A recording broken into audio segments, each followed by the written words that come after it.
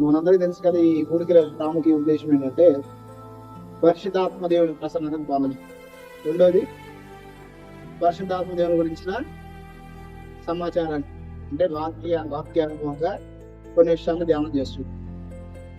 చూడండి, ప్రాముఖ్యంగా నేటి సంఘాల్లో పరిశుద్ధాత్మ గురించి చెప్పేవారు చాలా తక్కువే, గొంతుకు అనుభవాలు కూడా చాలా తక్కువే. ఈ రోజు సంఘంలో 100లో ఇంచుమించు ఒక 90 సంఘాలకి, అంటే 100లో 90 సంఘాలకి ఆత్మానుభవం అనేది చాలా కొరతగా ఉన్నది. ఈరోజు ఎక్కడ చూసిన సంఘాల్లో పాపక్షమాపణ గురించి బోధించే సంఘాలు ఉన్నాయి, అద్భుతాల గురించి బోధించే సంఘాలు ఉన్నాయి. చూడండి, బోధనలో కూడా రకరకాల బోధలు. అంటే ఎక్కువ ఈరోజు ప్రజలకు ఏం ఇష్టం అంటే ఆశీర్వాద సంబంధమైన బోధ అంటే ఇష్టం. అంటే ఎంతసేపు కూడా నువ్వు బాగుండాలి, నువ్వు బాగుండాలి, నువ్వు బాగుండాలి. దేవుడు కోరుకునేది మనిషి బాగుండాలనే. కానీ మనం ఆలోచించాల్సిన విషయం ఏంటంటే ఈ లోకపరంగా మనం ఎంత సంపాదించుకున్నా, ఈ లోకపరంగా మనం ఎన్ని కలిగి ఉన్నా, ఖచ్చితంగా ఇవన్నీ మనం విడిచిపెట్టి వెళ్ళిపోవాల్సి.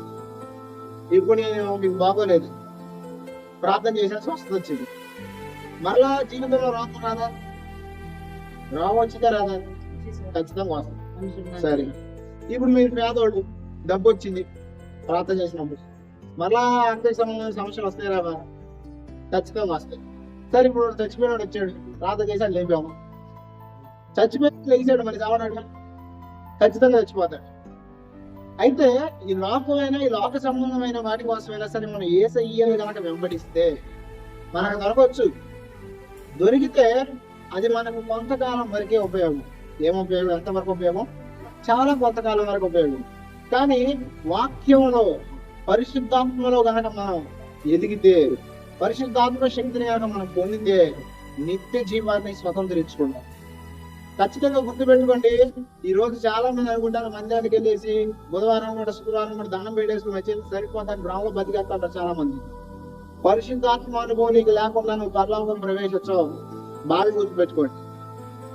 మీరు అనుకోవచ్చు పరిశుద్ధాత్మ అనుభవం అయితే పరలోకం వెళ్ళమని. ఖచ్చితంగా వెళ్ళండి. ఎందుకో తెలుసా? ఒక వ్యక్తి దేవుడికి ఇష్టడిగా బ్రతకాలి అంటే ఆ వ్యక్తి ఎన్ని చేసిన ఆ వ్యక్తి వల్ల కాదు. ఒక వ్యక్తి పరిశుద్ధాత్మ చేత నింపబడకపోతే దేవుడికి ఇష్టడుగా ఆ వ్యక్తి బతకలేడు. పరిశుద్ధాత్మ చేత ఒక వ్యక్తి నింపబడకపోతే ఆ వ్యక్తి దేవుని ఆత్మలను అనుసరించి బ్రతకలేడు. బాగా గుర్తుపెట్టుకోండి. పరిశుద్ధాత్మ దేవుని ప్రాముఖ్యత నేటి సంఘాల్లో చాలా కొరతగా ఉంది. కానీ ఖచ్చితంగా చెప్తున్నాను, మనం పరిశుద్ధాత్మ చేత నింపబడే వారిగా ఉండాలి. ఎందుకు మనం పరిశుద్ధాత్మ ద్వారా పరిశుద్ధాత్మ చేత నింపబడాలి అని నేను అంతగా చెప్తున్నానంటే, దేవుడి వాక్యంలో స్పష్టంగా ఉంది, ఎందరూ ఆయన ఆత్మ చేత నడిపించబడతారో వాళ్ళందరూ దేవుని కుమారులు అనబడుతున్న వాక్యం ఉంది. అంటే ఎవరు ఆత్మ చేత నడిపించబడతారో వారు ఎవరో దేవుని యొక్క కుమారులు. ఇప్పుడు నా ప్రశ్న, ఆత్మ చేత కనుక ఒక వ్యక్తి నడిపించబడకపోతే మరి ఆ వ్యక్తి ఎవరు? అంతే కదా. ఆత్మ చేత నడిపించబడేవాడు దేవుని కుమారుడు అయితే ఆత్మ చేత నడిపించబడేవాడు దేవుని కుమారుడు.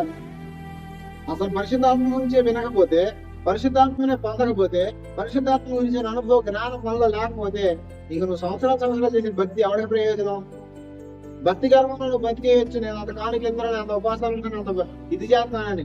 కానీ పరిశుద్ధాత్మను పొందకుండా ఇచ్చి నువ్వు ఎంతకాలం నీ భక్తి చేసినా నీ భక్తి చిల్లి సత్తి వేసిన డబ్బులు అండి తింది. నీ భక్తి నిలవలేదు, నీ భక్తి నిలబడదు. ఖచ్చితంగా చెప్తున్నా, ఎవరు పరిశుద్ధాత్మ చేత నింపబడరో వారు ఖచ్చితంగా దేవుని రాజ్యాన్ని స్వతంత్రించుకోరు. మీకు వాక్యం చెప్పిందా? ఇప్పుడు ఇంకో వాక్యం ఏముందంటే, ఎందరూ ఆయన ఆత్మ చేత నడిపించబడతారో వాళ్ళందరూ దేవుని కుమారులు అయ్యిందని చెప్పాను కదా. ఇంకో వాక్యం ఏముందంటే, నా ఆత్మ లేనివాడు నా వాడు కాదు అని స్పష్టంగా. ఎవరు లేనివాడు ఆయన వాడు కాదంట. అంటే నువ్వు ఆత్మ చేత నింపబడిన వ్యక్తి అయితే, పరిశుద్ధాత్మ పొందని వ్యక్తి అయితే నువ్వు దేవుని వాడవు కాదు అని దేవుని వాక్యం స్పష్టంగా. అసలు మీ అందరికి ఒక విషయం చెప్తావేనండి. చాలా మంది యేసుప్రభు నమ్ముకుంటే సరిపోద్ది అని గ్రామంలో బతికేస్తారు కదా. అంటే యేసుప్రభు నమ్మేసుకుని చచ్చిపోతే సరిపోద్ది అనుకుంటారు. కానీ యేసయ్య స్పష్టంగా ఏం చెప్పాడు తెలుసా? నేను ఈ భూమి మీద ఉంటే ఉపయోగం లేదు అని చెప్పాడు. ఏం చెప్పాడు? ఇప్పుడు నేను మాట చెప్తానండి. యేసయ్య మన పాపాల కొరకు మరణించాడు శిలువలో, తిరిగి లేచాడు. లేచి నేను ఉండొచ్చుగా చంటే భూమి మీద ఉండకూడి కట్టే సంపాదించాలంటే బతుకుంటే బాధ చేయొచ్చుగా. యేసయ్య బోధ విన్న వాళ్ళలో చాలా మంది జీవితాల్లో మార్పు లేదు. ఎక్కడికి, ఎందుకంటే అపోస్తలుల జీవితాల్లోనే మార్పు లేదు. అసలు విచిత్రమైన సంఘటన ఏంటంటే ప్రపంచంలో విచిత్రమైన అందరూ యేసు ప్రభు శిష్యులే. ఒకడేమో అసలు యేసు ప్రభు ఎన్నో అద్భుతాలు చేస్తాడు, చూస్తారు చేస్తారు కూడా. మీకు విషయం తెలుసా, యేసు ప్రభు ఆరోహణ అవ్వక ముందు, అంటే యేసు ప్రభు శిలువ మరణానికి ముందు అపోస్తలుని పిలిచి అభిషేకించి పంపించి రోగులు బాగు చచ్చిన వాళ్ళని లేకుండా స్వార్థ ప్రకటించడానికి పంపిస్తే ఎన్నో అద్భుతాలు చేస్తారు, దెయ్యాలను పడతారు వాళ్ళు. ఎవరో అపోస్తలు. కానీ ఎప్పుడు యేసయ్య పట్టబడతాడో అప్పుడు అందరూ పారిపోతారు. ఒకడంటాడు యేసు ప్రభు బోధ విన్నారా లేదా? 3.5 సంవత్సరాలు విన్న బోధ వాళ్ళతో ఫలించిందా? చెప్పనమ్మా. యేసు ప్రభుతో బోధ విన్నారా లేదా? యేసు ప్రభు చేసిన అద్భుతాలు చూసారా చూడలేదా?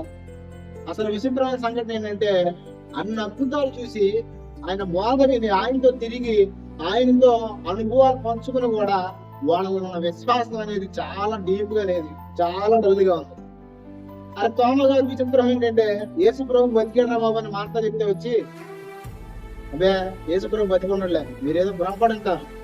ఆ దగ్గరికి కనుక వస్తే నా ఏళ్ళు పెట్టి గాయంలో చూసి మరి యేసు ప్రభు బతికున్నాడు అనేదో అప్పుడు నిర్ధారించుకున్నాను అంటాడు. తర్వాత యేసయ్య గాయాలు చూపిస్తాడు. ఎవరికి? తోమ గారు. ఎందుకు ఈ విషయాలన్నీ చెప్తున్నానంటే అద్భుతాలను చూడొచ్చు, వాక్యాలను వినొచ్చు, వాక్యాలను ధ్యానం చేయొచ్చు, కానీ నీ ఆధ్యాత్మిక జీవితాల్లో మార్పులు కలగాలంటే ఆత్మానుభవం అనేది చాలా ప్రాముఖ్యం. నేను స్పష్టంగా చెప్తున్నా. నీకు ఆత్మానుభవం లేకుండా నువ్వు దేవుని వాక్యంలో ఎదగలేవు, దేవునిలో ఫలించలేవు, దేవునిలో అభివృద్ధి చెందలేవు. 100కు 100% రాసిస్తా. ఒకవేళ నేను బతుకుతానంటే అది నీకు ఇస్తాను. ఎందుకంటే స్పష్టంగా దేవుడి వాక్యంలో సెలవిస్తుంది ఏంటంటే ఆయన ఆత్మయే మనం జీవించడానికి, మనం జయించడానికి శక్తిని మనకు అనుగ్రహించేది. ఆది నుంచి మనం గమనిస్తే ఖచ్చితంగా ఆయన ఆత్మ కార్యాలను మనం చూస్తాం. ప్రవక్తలు వాడబడ్డారన్నా ఎవరో దేవుని ఆత్మ, వాళ్ళు వాడబడ్డారా? దేవుని ఆత్మ. చూడండి యేసు ఏమంటున్నాడు పరిశుద్ధాత్మ గురించి ఒకసారి చూద్దాం. అందరం యోహాను సువార్త 14వ అధ్యాయం 16వ వచనం.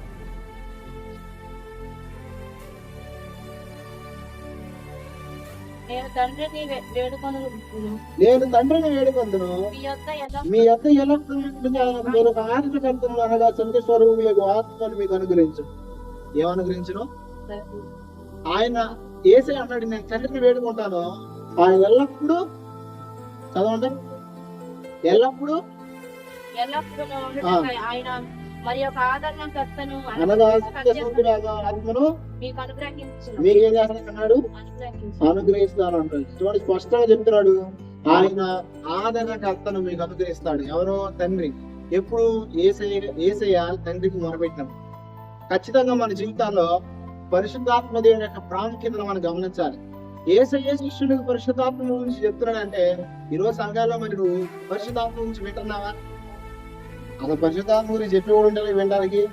చూడండి ఇక్కడ స్పష్టంగా, ఇక్కడ 26వ వచనంలో ఈ మాట చూడండి.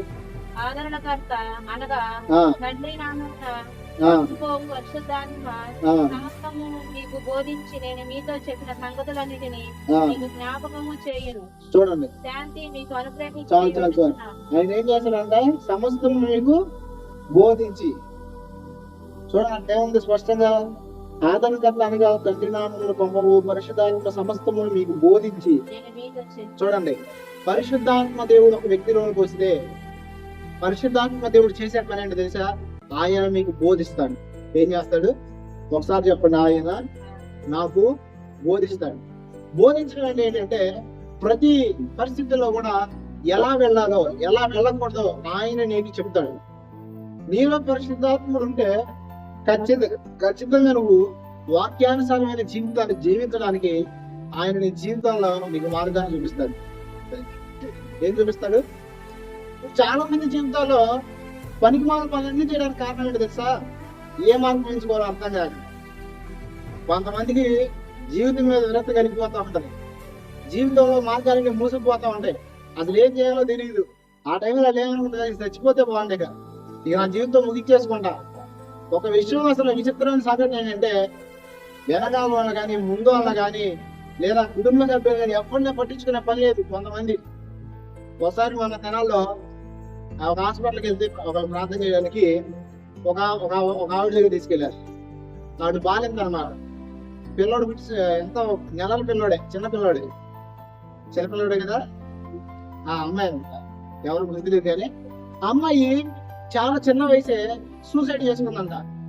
ఏంటి ఇక్కడ పెట్టారంటే మా అమ్మాయి సూసైడ్ చేసుకుందా, మా అమ్మాయి కోసం ప్రార్థన చేయని తీసుకెళ్ళింది. అమ్మ ఎందుకు సూసైడ్ చేసుకుందంటే భార్య భర్తల మధ్య చిన్న గొడవ వచ్చింది.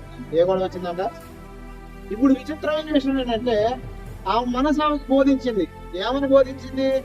చచ్చిపో, ఇంక నీకు ఈ పరిస్థితులన్నీ, ఇగో ఈ భర్త అంటాడు, నీ పరిస్థితులు ఇట్లాంటి ఈ మారడం అది ఇది అని చెప్పేసి తన మనసు తనకు బోధ చేసినప్పుడు ఏమైతే తెలుసా, వెళ్ళి మొత్తానికి ఏదో పురుగుల బోధ ఏదో ఆగినట్టు ఉంది, గుర్తులేదు కానీ ఆవిడ చనిపోవడానికి సిద్ధమైపోయింది. అప్పుడు నేను ఆమెతో ప్రశ్న అడిగాను, ఇప్పుడు ఈ అమ్మాయిని కన్నావు కదా, తల్లి లేకుండా ఈ అమ్మాయి పరిస్థితి ఏంటి అని అడిగాను. ఆలోచించలేదు అంది. మీ అమ్మ ఉన్నారు కదా, మీ అమ్మ నాన్నకి ఎంతమంది అంటే ఒకటే కూతురు అంట. ఎంతమంది కూతురు? ఇప్పుడు మధ్యలో వచ్చిన భర్తతో గొడవ అయితే అది వేరే విషయం. నేను చిన్నప్పటి నుంచి కని పెంచి నీ మీద ఆశలు పెట్టుకున్న తల్లిదండ్రులు ఏమైపోతారనే ఆలోచన లేకుండా ఎంత పని చేసేవాడంటే ఏడుస్తూ మొదలెట్టింది అక్కడ. అయ్యో ఎంత తప్పు చేశాను, అప్పుడు నాకు అర్థం కాలేదు, ఇప్పుడు మీరు చెబుతుంటే ఆలోచన అవుతుంది.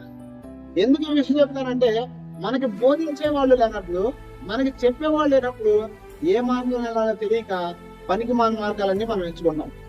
కానీ ఒక వ్యక్తిలోనికి పరిశుద్ధాత్ముడు వచ్చినప్పుడు, ఒక వ్యక్తిలోనికి పరిశుద్ధాత్మ దేవుడు కార్యం జరిగిస్తున్నప్పుడు, ఆయన నీకు బోధించినప్పుడు నువ్వు సరైన వేలో వెళ్తావు.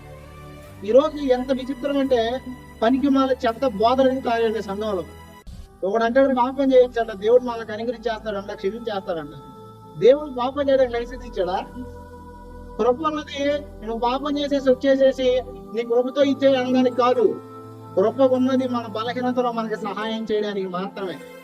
అంతేగాని మనం పాపం చేసేసి ఆ కృపను మన ఇష్టానుసారంగా వాడేసుకుంటే కృపకి విలువ లేదు. కృప అనేది ఏంటంటే నువ్వు 100 మార్కులు ట్రై చేసావు, 99 సాధించావు, 1 మార్క్ వేసింది అంతే. అంతేగాని 100 ఏం చేయను, ఒక్కటి చేస్తాను 99 ఇచ్చాను అంటే దేవుడు ఇవ్వడం ఖచ్చితంగా గుర్తుపెట్టుకోండి. ఈ రోజు మీరు ఏ వేలో అనుకుంటారో ఒకసారి ఆలోచించుకోండి. పరిశుద్ధాత్మను పొందకపోతే వచ్చే నష్టం ఏంటి అంటే మీరు మీ స్వయంతో నడుస్తారు. దేంతో నడుస్తారు? మీ సొంత ఆలోచనతో నడుస్తారు, మీ సొంత బుద్ధులతో నడుస్తారు. అలా మీరు నడిచినప్పుడు జరిగే పరిణామం ఏంటో తెలుసా? ఖచ్చితంగా మీరు మీ కుటుంబాన్ని కట్టుకోలేరు. ఖచ్చితంగా మీరు మీ ఆత్మీయ జీవితాల్లో క్షేమాభివృద్ధి పొందలేరు. ఖచ్చితంగా మీ ఆత్మీయ జీవితాలను మీరు మార్చుకోలేరు. మీ ఆత్మీయ జీవితాన్ని మీరు ఎప్పుడు మార్చుకోగలరంటే, మీ కుటుంబ జీవితాన్ని మీరు ఎప్పుడు కట్టుకోగలరంటే పరిశుద్ధాత్మ దేవుడు మీలోనికి వచ్చినప్పుడే. ఎప్పుడు? ఇప్పుడు ఈ శిష్యులందరూ రకరకాలుగా ఉన్నారా? పేదలు గారు అసలు విచిత్రం అనిపిస్తా ఉంటారు. పేదలు గారు దుడుకుతారం ఎక్కువ ఉన్నాడు. పేదలు గారికి ఏం ఎక్కువ? అరే అసలు ఎంత దుడుకుతారా, చేతికి మాటికి గొడవలకు వెళ్ళిపోతాడు. ఎవరు? పేదలు గారండి. తెలియదా మీకు పేదలు గారి స్టోరీ? యేసు ప్రభుని పట్టుకోవడానికి వస్తే కత్తి తీసుకుని వెళ్ళిపోయి చివరికి వెళ్తాను వాళ్ళు. అసలు యేసు ప్రభు చెప్తాడు, అరే బాబు నేను ఎవరో తెలియదు అంటాము అంటే, నీకు తెలియదు ప్రభు నేను ఎంత భక్తిపరును, రేపు దినం నిన్ను తాకాలంటే ఎవరు తాకాలి? ఫస్ట్ నన్ను ముట్టుకుని కానీ నేను తాకలేమని అంటాడు. కానీ సందర్భం వచ్చేసరికి పారిపోతాడు. ఈరోజు చాలా మంది జీవితాల్లో దేవుని కొరకు నిలబడాలని ఆశ ఉంటుంది చాలా మంది, దేవుళ్ళు ఎదగాలని కోరుకుంటారు చాలా మందికి, దేవుళ్ళు ఫలించి బహుగా నేను నా కుటుంబం నా సమాజాన్ని మార్చుకోవాలని ఆలోచన చాలా మందికి ఉంటది. కానీ వారు చాలా మంది ఈరోజు ఈ ఆలోచన ఈ ఆశలని చేయలేని పరిస్థితిలో ఉన్నారు. ఖచ్చితంగా చెప్తున్నా, నీ ఆలోచన నువ్వు సఫలం చేసుకోవాలంటే ఖచ్చితంగా నువ్వేం చేయాలి తెలుసా? ఆత్మలో బలాన్ని పొందాలి. ఏం పొందాలి? 2 వ్యక్తులు ఫైట్ చేస్తున్నారండి. బలంగా ఉన్నాడు గెలుస్తాడా, బలహీనుడు గెలుస్తాడా? ఇప్పుడు నీ ఆత్మలో బలం ఉంది అనుకోండి, నువ్వేం చేయగలవు? ఏం చేయగలవు? మన సంఘటన జరిగింది చెప్తా. మా చర్చికి ఒక ఆవిడ వచ్చిందంట కొల్లూరులో. అయితే ఆవిడంతా ఒక ఆవిడ ఎవరో నాకు బాగోలేదు ప్రార్థన చేయమని ఆవిడ దగ్గరికి వచ్చారంట. పోతే బాగా శ్యాంబాబు దగ్గర తీసుకెళ్తాం రా ప్రార్థన చేయడానికి, నేను చేయదు అన్నాను. అంటే శ్యాంబాబా ఏమన్నా అసలు నువ్వేం చేయాలి, నీ అంత ప్రార్థన కొట్టలేదు అని చెప్పేసి పొగిడేసిందంట. ఆవిడ నా దగ్గరికి రావాలి, ఎందుకంటే ఆవిడ దెయ్యం ఉంది. ఏముంది? ఇప్పుడు ఇవేం చేయాలి? గ్రహించాలి కదా. తన దగ్గరికి ఎందుకు రానంట. మళ్ళీ నాకు ఆమె పగుండే పోనీ ఆ అబ్బాయి దగ్గరికి రాను, నేను ఆడికి నాకు పడతానే అనుకోవచ్చు. వాళ్ళకి నాకు పగలేదు, మేమేమో బాగానే ఉంటాం. కానీ నా దగ్గరికి రాను అంటుందంటే ఏదో ఉందా గ్రహించాలి కదా.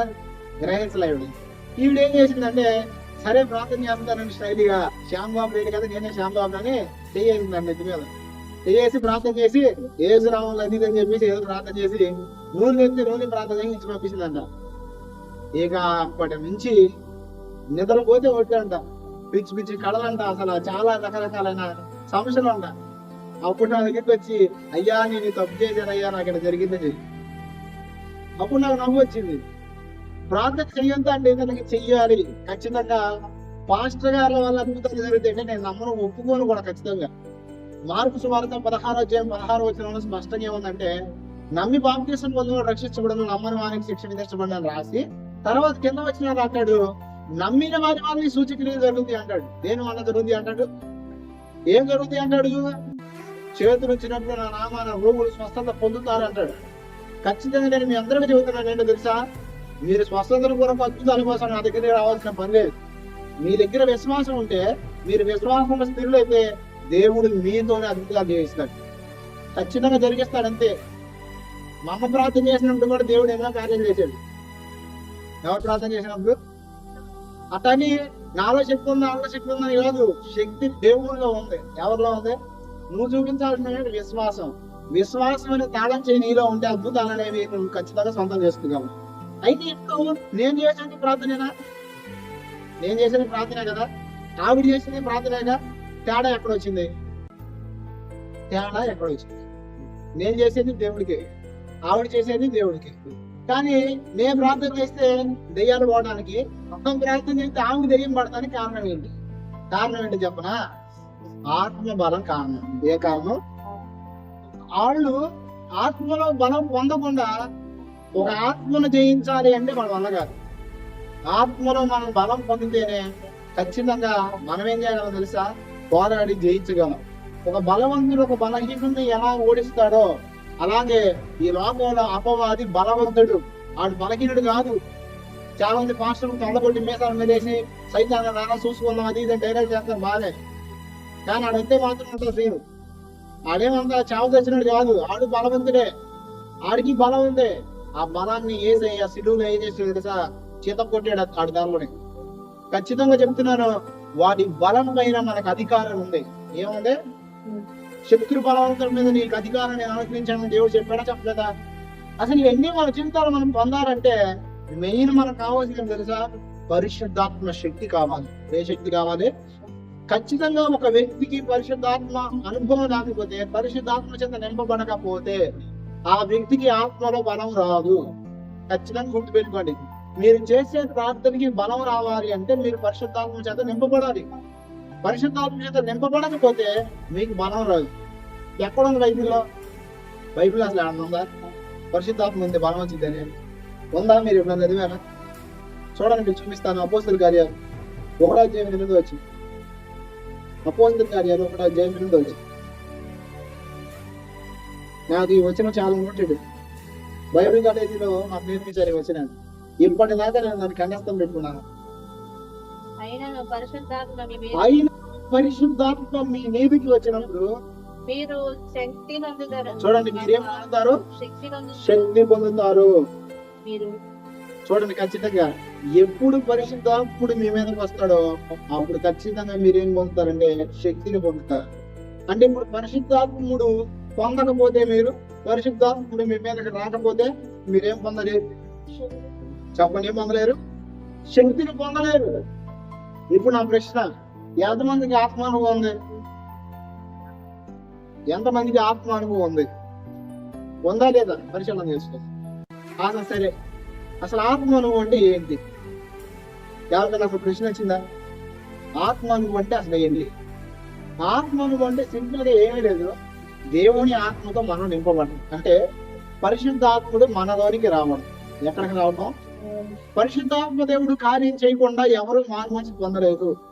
ఆయన మీతో ఉండి మీకు బోధ చేసి మీ జీవితాన్ని మారుస్తాడు. ఫస్ట్ మీరు యేసుప్రభుని అంగీకరించారంటే పరిశుద్ధాత్మ దేవుడు కార్యం లేకుండా మీరు యేసుప్రభుని సొంత రక్షకుడిగా అంగీకరించరు.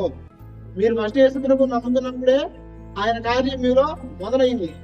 ఎప్పుడైతే మీరు ఆయన్ని మీ హృదయపూర్వకంగా మీ హృదయంలోకి ఆహ్వానిస్తారో, మీలోనికి ఆహ్వానిస్తారో, అప్పుడు ఆయన మీలోనికి వస్తాడు.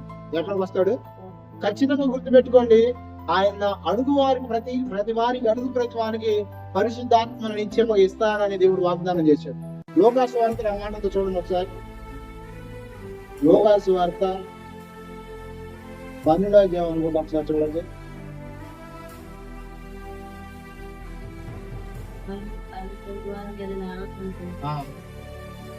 అడుగుడి మీకు ఇవ్వబడును, అడుగు ప్రతి వాని మీద నా ఆత్మను కుమ్మరించెను.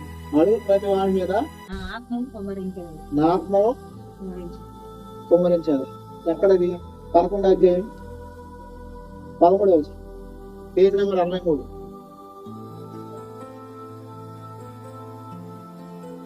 చూడండి 11:13. పరలోకమున మీ తండ్రి తన అడుగు వారికి పరిశుద్ధాత్మను ఎంతో నిత్యముగా అనుగ్రహించు. మీరు కార్లు అడిగితే ఎత్తాడో ఎవడో నాకు తెలియదు, బంగ్లాలు అడిగితే ఎత్తాడో ఎవడో నాకు తెలియదు, మీరు ఏమేమి అడిగితే ఎత్తాడో నాకు తెలియదు, కానీ అడిగే ప్రతి వానికి ఖచ్చితంగా ఆయన ఆత్మ అనుగ్రహిస్తాడు. పోయిన ఆదివారం నేనేం చెప్పాను మీకు? ఖాళీ ఉన్నప్పుడల్లా, మీకు సమయం దొరికినప్పుడల్లా మీరు ఏం ప్రార్థన చేయాలని చెప్పాను? పరిశుద్ధాత్మతో నింపండి అని చేయాలి. నేను ఖచ్చితంగా ఒకటే ప్రార్థన, నేను ఏ ప్రార్థన ప్రతిఫలం చేసినా, వ్యక్తిగతంగా చేసినా ఏం ప్రార్థన చేయను. ఒకటి, పరిశుద్ధాత్మ చేత తాకబడాలని చేస్తాను. ఏం చేస్తాను? వసంతైనా అదే ప్రార్థన, అద్భుతమైన అదే ప్రార్థన.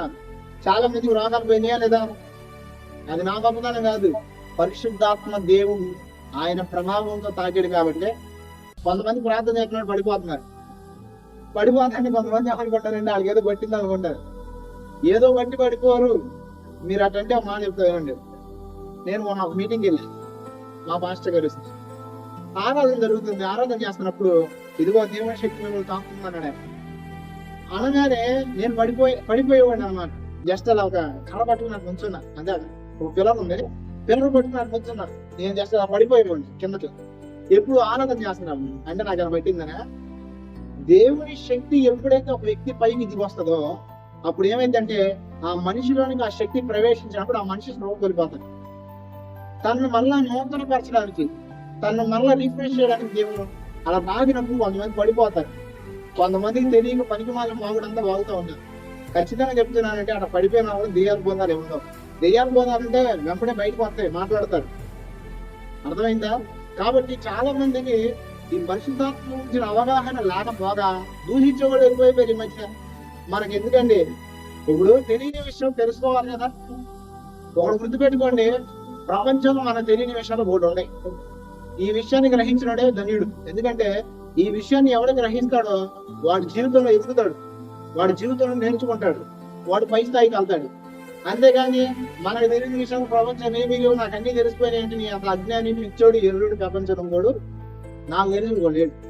ఎందుకంటే మనం నేర్చుకోవాలి, తెలుసుకోవాలి. అందరికీ అన్ని అనుభవాలు ఉండవు. అర్థమైందా? అందరికి అన్ని అనుభవాలు అంటే అందరూ ఒకే రకం ఉంటారు. నేను లావుకున్నా మీరు సన్నగున్నారు, నేను తెల్లగున్నా మీరు నల్లగున్నారు. అందరూ తెల్లగా పుట్టచ్చు కదా, అందరూ దేవుని సృష్టే కదా. కానీ ఒక్కొక్కరు ఒక రీతిగా ఎందుకున్నారంటే వాళ్ళ తల్లిదండ్రుల జీన్స్, వాళ్ళ ఏరియా ప్రభావం, ఇలా కొన్ని ఉన్నాయి, అంతే కదా. నేను ఆత్మీయంగా ఎదిగిన వాతావరణం వేరు, ఇతరులు వచ్చింది వేరు. కాబట్టి ఆ అనుభవం కొంతమందికి ఉండకపోవచ్చు, అది సేవకులకైనా విశ్వాసులకైనా. అలా నీకు తెలియదు అంటే, అది లేదు అంటే నీ అంత పిచ్చోడు లేడని అర్థం అనమాట. ఖచ్చితంగా చెప్తున్నాను, ఎవరు పరిశుద్ధాత్మను అడుగుతారో వారికి దేవుడు నిత్యంగా ఏం చేస్తాడు? అనుగ్రహిస్తాడు. పరిశుద్ధాత్మను పొందాలని ఆశ ఉన్న ప్రతి ఒక్కరికి నేను చెప్పేది ఏంటంటే, పరిశుద్ధాత్మను పొందడం అంటే పరిశుద్ధులు పరిశుద్ధాత్మను పొందుతారని చాలా మంది అనుకుంటారు. పరిశుద్ధులకు పరిశుద్ధాత్మ దేవుడు రాడు. పరిశుద్ధాత్మ దేవుడు రాడు అంటే రాడని కదా నా ఉద్దేశం. పరిశుద్ధాత్మ దేవుడు పరిశుద్ధులను పరిశుద్ధపరచడానికి వచ్చేది, పాపులను పరిశుద్ధపరచడానికి వచ్చేది. అసలు మీ బాగా అర్థానికి ఒక విషయం చెప్తాను. పరిశుద్ధాత్మ దేవుడు అసలు ఎందుకు వస్తాడో తెలుసా మన మీదకి? మనం పరిశుద్ధులు అని రాడు. అంటే మనిషికి ఉన్న ఫీలింగ్ ఏంటంటే పవిత్ర కోసమే దేవుడు అనే ఫీలింగ్ అనమాట మనుషులకి. ఏం ఫీలింగ్? కొంతమంది అంటారు నేను అంత మంచోని కాదు, నేను అంత పరిశుద్ధిని కాదు నేను మందిరాన్ని రావడానికి. యేసు ప్రభు వచ్చింది పరిశుద్ధ కోసం కాదు, నా బాబు పాపుల కొరకని ఆయనే చెప్పాడు. ఒకడు కొన వెనకాల చెప్పండి, పరిశుద్ధ ఆత్మ దేవుడు పరిశుద్ధుల మీదకే రాడు. పరిశుద్ధుల మీద కాదు ఆయన వచ్చేది, పాపులను పరిశుద్ధులుగా మార్చడానికి ఆయన వచ్చాడు భూమి మీదకి. ఎందుకు వచ్చాడు? పాపులు, ఇప్పుడు ఒక వ్యక్తి దిగజారిపోయాడు ఆత్మీయతలో, నేను వెళ్ళిపోతానన్న పరిశుద్ధాత్మ దేవుడు నీలో ఉండి నిన్ను కార్యం చేసి నీ జీవితాన్ని మార్చుతాడు. ఏం చేస్తాడు? ఇప్పుడు పరిశుద్ధాత్మ దేవుడు నువ్వు పొందుకున్నావు, పొందుకున్న తర్వాత నీలో కొన్ని బలహీనతలు వస్తాయి. అప్పుడు ఆయన ఏం చేస్తాడు తెలుసా? నిన్ను సరి చేస్తాడు. నీకు ఇంకా బాగా అర్థమని క్వశ్చన్ చెప్తాను. యేసు ప్రభుని మృతుల్లో నుండి లేపింది ఏంటి? దేవుని ఆత్మ. ఏంటది? నా మాట బాగా అర్థం చేసుకోండి. యేసు ప్రభు చనిపోయాడు కదా, చనిపోయినాక అక్కడ ఏముంది? శవం, బాడీ ఉంది. ఆ బాడీ నేర్పింది ఏంటి అంటే జీవం కలిగిన దేవుని ఆత్మ. అందుకే రోమిలకు రాసిన పత్రికలో అంటాడు, క్రీస్తు శరీరాన్ని లేపిన ఆత్మ అని చెప్తాడు అన్నమాట. మనం పోయిసారి చెప్పినట్టున్నా అదే ఆత్మ ఈ రోజు మనల్ని జీవింపజేస్తాడు. పరిశుద్ధాత్మ దేవుడు ఒక మనిషిలోకి వచ్చేది ఎందుకంటే ఆ వ్యక్తిని సర్వసత్యంలోనికి నడిపించడానికి వస్తాడు. దేనికి వస్తాడు? ఒకసారి చెప్పండి. పరిశుద్ధాత్మ దేవుడు సర్వసత్యంలోనికి నన్ను నడిపించడానికి వస్తాడు. చాలా మంది అనుకుంటారు ఆత్మీయతలో కొంచెం డల్లాగానే ఇక దేవుడు నన్ను వదిలేస్తాడే, ఇక దేవుడు నన్ను పట్టించుకోలే అంటాను. కానీ ఒక విషయం గుర్తు పెట్టుకోండి, దేవుడు ఖచ్చితంగా నీలో ఉన్న ఆశను ఆలోచన చూస్తాడు, కానీ నీలో ఉన్న బలహీనత చూడడు. నేను బాగా మీకు అర్థంగా చెప్తా. నేను యుద్ధానికి వెళ్ళా, ఒక వ్యక్తి యుద్ధానికి వెళ్ళాడు. యుద్ధం జరుగుతున్నప్పుడు గాయపరచబడ్డాడు. గాయపరచబడితే ఇన్ని వైద్యం నిమిత్తం తీసుకొచ్చారు. ఇప్పుడు ఈ రాజుగారు వచ్చి ఒరే పనికి మన్నాడా, ఒరే అటండు అంటాడని యుద్ధంలో గాయపరచబడ్డ వాడు పనికి అయిపోయాడా కూడా యుద్ధానికి మరి ఎలాగంటే కొన్నాళ్ళ వరకు అట్లని వాడిని తప్పు చేసి మాట్లాడతాడు. హల్లెలూయా.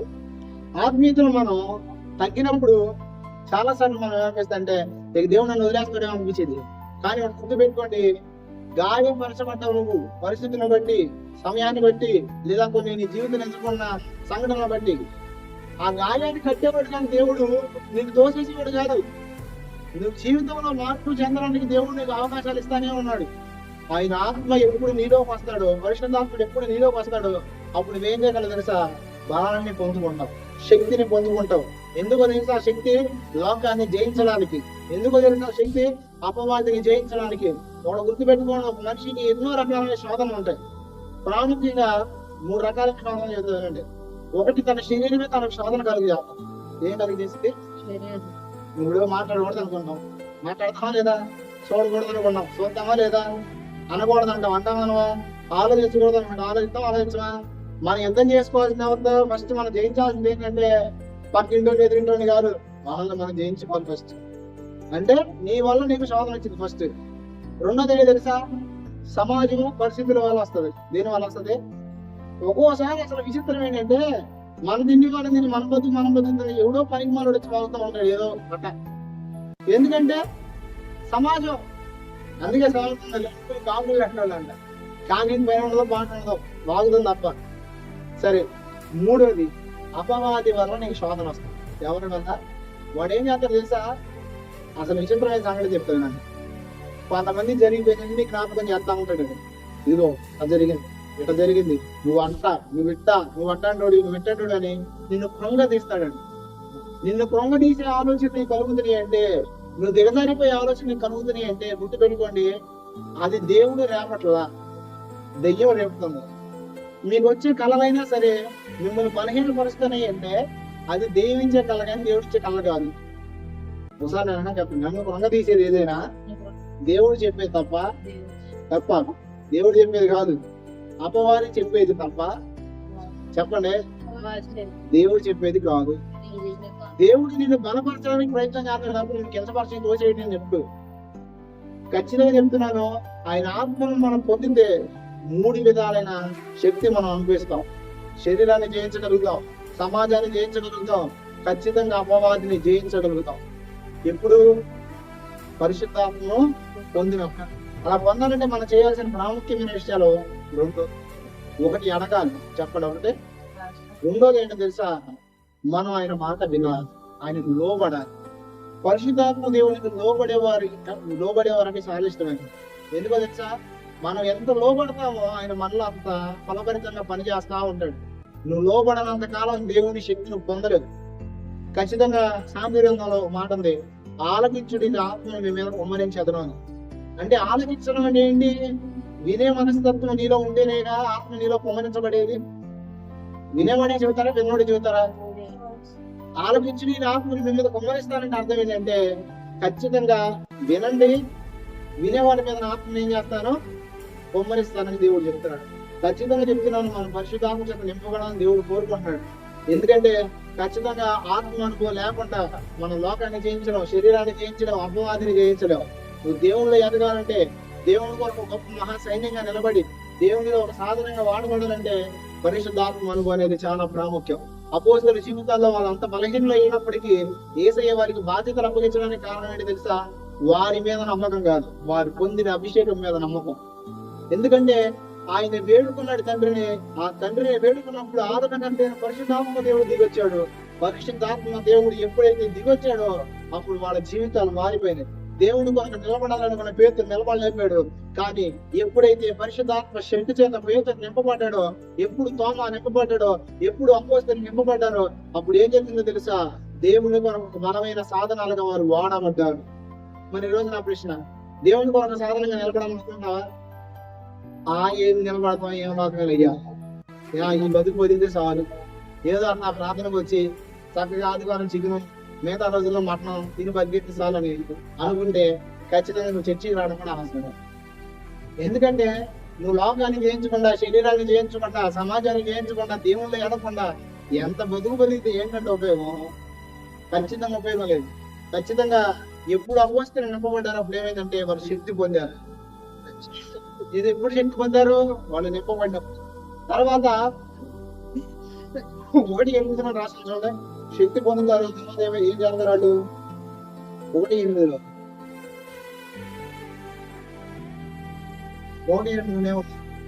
శక్తి పొందదులు గనుక మీరు యెరూషలేములోను యూదయ సమరయ దేశముల యందంతటా బూదిగాంతం వరకు నాకు సాక్షులయ్యిందని వారితో చెప్పి.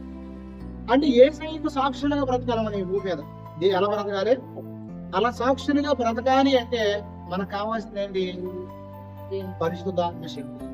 ఇప్పుడు వీళ్ళు పరిశుద్ధాత్మ శక్తి పొందగానే శక్తి ఒకటే పొందుకుని కూర్చోదాలని చెప్పలు యేసయ్య. ఎప్పుడు మీరు పరిశుద్ధాత్మను పొందుతారో అప్పుడు ఏమైతే తెలుసా? మీరు నాకు సాక్షులుగా బ్రతుకుతారు. చెప్పండి, ఆత్మను పొందితే సాక్షులుగా బ్రతుకుతాం, పొందకపోతే బతకలేం. ఖచ్చితంగా చెప్తున్నారు. ఇప్పుడు మనం ఆత్మను పొందాలి అంటే మనం చేసిన పని ఒకటి హృదయపూర్వకంగా ఆయన అడగాలి. రెండోది ఏంటంటే మనం యథార్థంగా ఏంటి మాట విన్నానని క్షమించు, నా జీవితాన్ని మార్చుకోవడానికి నాకు నీ ఆత్మను అనుగ్రహించమని ప్రార్థన చేయాలి. ఏం చేయాలి? ఒకటే మనం చేయాల్సింది ప్రార్థన. ఖచ్చితంగా ఈ ప్రార్థన చేద్దాం, మనం దేవుని ఆత్మ చేత నింపబడదాం. చాలా మంది దేవుని ఆత్మ పొందకుంటే కింద కూడా దుర్యాత్మము లేదా ఇది మాట్లాడే చేస్తాము. భాషల వరం లేదని నేను చెప్పట్లా, భాషల వరం ఉంది. దేవుని ఆత్మ దిగి వచ్చినప్పుడు కొందరి జీవితాల్లో అలాంటివి జరుగుతాయి, జరగని నేను చెప్పట్లా. కానీ పరిశుద్ధాత్మను పొందడం అంటే అర్థం ఏంటంటే ఇవన్నీ కాదు, నీ జీవితం మారింది. ఫస్ట్ ఏం మారింది? పరిశుద్ధాత్మ దేవుడు ఒక వ్యక్తిలో ఉన్నాడు అనడానికి కారణం, నిదర్శనం ఏంటంటే ఫస్ట్ నీ జీవితం మారుతుంది, నీలో దేవుని కార్యాలు జరుగుతూ ఉంటాయి, దేవుడు నీతో ముచ్చటిస్తాడు, అది నీకు తెలుస్తుంది. నీతో ఇటువరకు నీ స్వరం నీలో ఉంటది, అంటే ఇటువరకు నీ ఆలోచనలు వేరుగా ఉంటాయి, ఇటువరకు నీ తలంపులు వేరుగా ఉంటాయి, ఇటువరకు నీ ఊహలు వేరుగా ఉంటాయి. కానీ పరిశుద్ధాత్మ నీలోకి వచ్చిన తర్వాత నీ ఆలోచనలు తలంపులు వేరుగా ఉంటాయి. ఖచ్చితంగా ఆత్మ ద్వారా ప్రార్థన చేద్దాం. ఖచ్చితంగా పరిశుద్ధాత్మ శక్తిని దేవుడు మనకు అనుగ్రహించినదా.